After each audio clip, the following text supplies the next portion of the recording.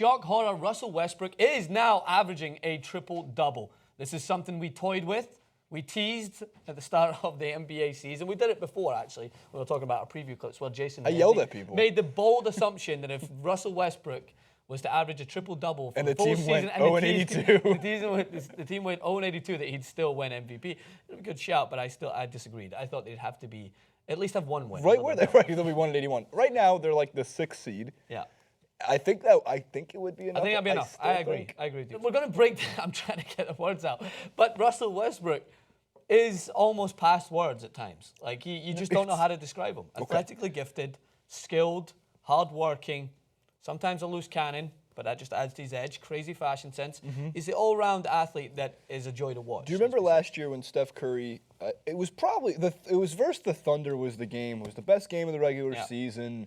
We all drooled over it, but even up to like during that win streak, when we're watching Steph Curry and we're sitting there in front of the TV and we're floored by it, because when LeBron James came into the league, we were floored by his ability, and for actually a little bit of time, I was floored by Dwayne Wade's ability at times.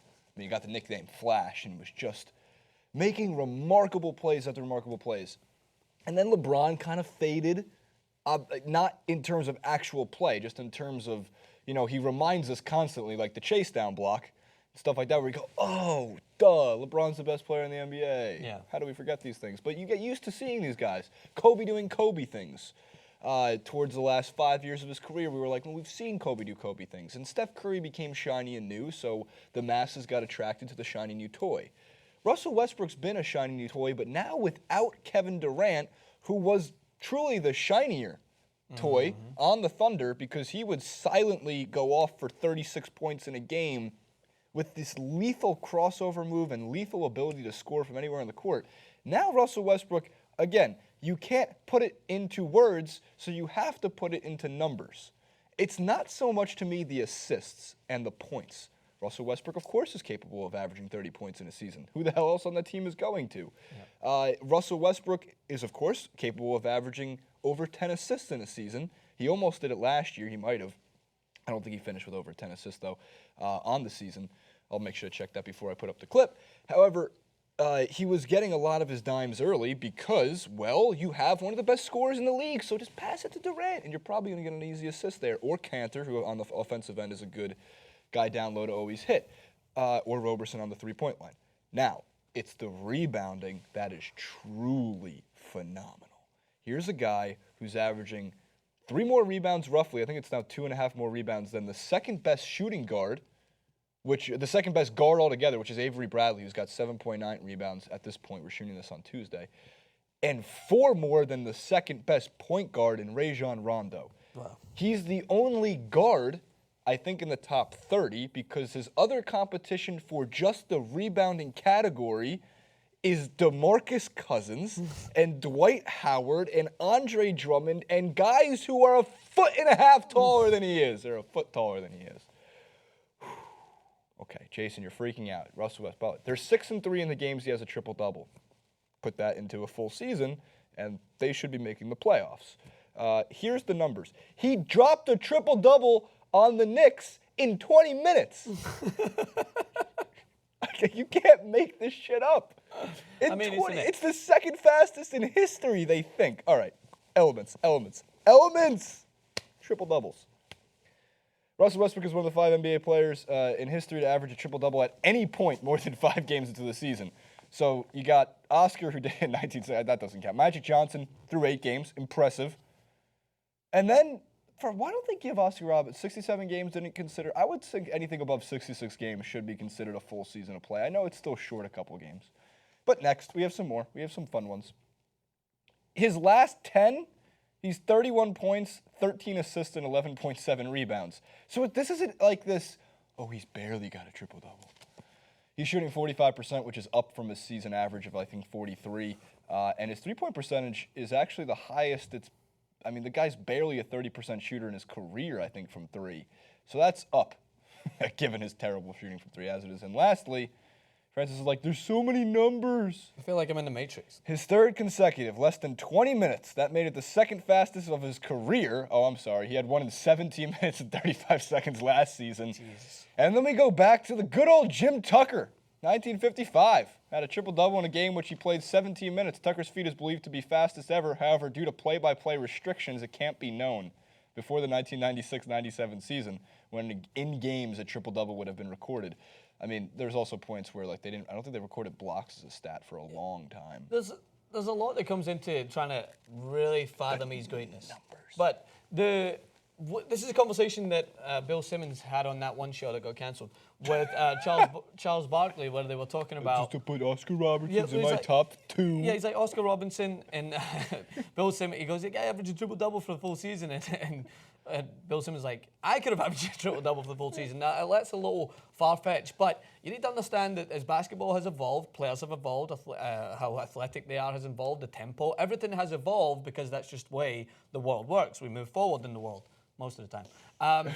But Russell Westbrook, it consistently has been doing this. It now has just allowed him to do it to a more consistent level because his partner in crime, the man who was Batman to his Robin, has moved on, and he's now he's freed up to do more so than what he has done before. That doesn't mean that I collectively think, of course, the team is still better off with both of them, as we know, and I think we will find out, but it doesn't mean that Russell Westbrook can't thrive on an individual level, which he will. If this guy keeps this up, he is a sure-in, I think, MVP winner for at the end of the season. If they keep themselves in the 6, 7, even 8 seed, I think he can drop low to, and I think he'll still win. Yeah, I think you're right on that. It's mind-boggling numbers. And by the way, a lot of people are going to say, because at the end of the year, when they're going to ask me, and we're going to have a clip on who should have won the MVP, it's always LeBron James. As long as LeBron is playing basketball, he is the most valuable player on the court at every single minute of every single game. He's always the best player on the court when he's there,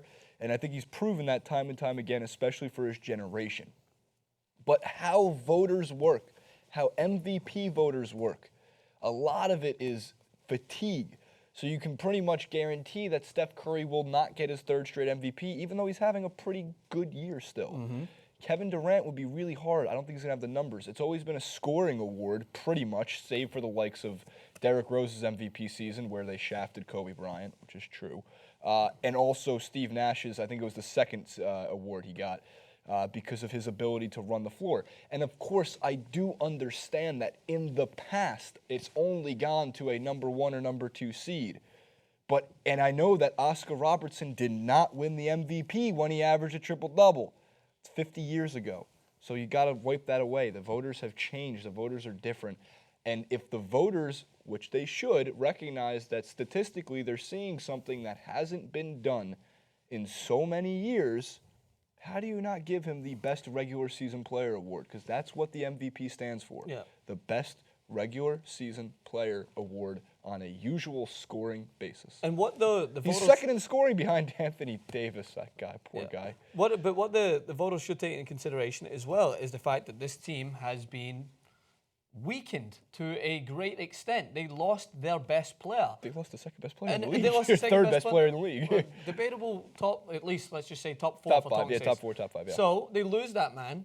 Therefore, they should be weaker. So if Russell Westbrook, whilst averaging these insane numbers, maintains them at a high standard, gives them a chance going into the playoffs, I think you have to take that into consideration. Regardless of what these big-name players, as you keep mentioning, are doing, the teams around Russell Westbrook have got stronger. His team has got weaker. So if his sole talent, not just sole, I understand there's going to be players to play a role, but if his talent and the fact that he's able to now take up that responsibility that with Kevin Durant gone, is now just everything's relying on him, you have to take that into account if they manage to make it into the playoffs at a decent seed, give themselves a decent chance of competing against whoever's the top seeds in the Western Conference. A very competitive conference that's got better as well. Yeah, Spurs are better, Clippers are better, Warriors are better.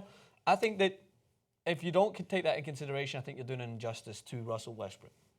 I love watching that man play basketball. He gets the most watchable player award. I'm pretty best one. sure he's the most watchable player. Because you see, the Jason, bike? Yeah, this guy's watching Westbrook. Here you go, Russ. Such a weird-looking award, the watchable award. And the winner of the most watched goes to, and the winner of the biggest flop, you get the rear end of it. Hey, by the way, still Jimmy Butler deserves a lot of recognition. Oh, no doubt. He's only going to get better. So if they don't give it to Westbrook, I'm all on Jimmy Butler's team, which I'll be. Or Anthony Davis. We need more. We need more specific types of awards. Awards are great. Nothing beats the Larry O'Brien Trophy. So, I mean, Westbrook probably would like an award, an MVP award, but I'm sure it means nothing to him compared to what a championship would mean. What a championship would mean. All right, comment below, like, favorite, and subscribe. Russell Westbrook, he plays tonight. This clip's going up tomorrow, so he plays tonight. We're shooting it on Tuesday. God, this is a glitch in the Matrix. Against the Wizards. He'd have to have an atrocious game to drop his numbers. Average nothing. 7-1-2. Yeah, I think it would have to be a bad game. So probably, knowing my luck.